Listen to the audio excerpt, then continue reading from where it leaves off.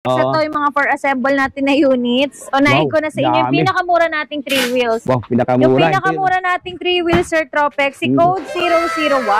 Si Code 001 natin, natatransform siya into 3-seaters. Kung makikita nyo, ayan, na-assemble pa po natin yan. Wala po siyang windshield, pero for assemble siya. Makikita nyo po yung full, yung full details po ng ating Code 001 sa FB page po ng Kayla's Bike Shop.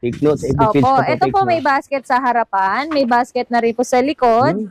At syempre, ito po ay naka-digital panel gauge na po. Digital panel gauge. Opo. At yan, kung makikita nyo po, Sir Tropex, ito po, 1-seater pa lang siya at yung child seat, pwede na upuan. Wow. Yan, may child seat po siya. Yan, gaangat nyo lang po yan. At dito, Sir Tropex, gagawin nyo siyang 3-seaters, tatapakan nyo lang po yan. At iuusog lang natin to. Wow. So, biglang, nakabit agad yung basket, ma'am, no? Yes po, nakafix na po siya dyan. Yung automatic wiper na yan, sir, kakabit natin yan. Kasi for deliver, sir, order na po sa atin. Meron din po yung cover. May cover na. Opo. At hindi lang cover, may trapal na din po yan kasama. Katulad, opo, meron na siyang foot brake.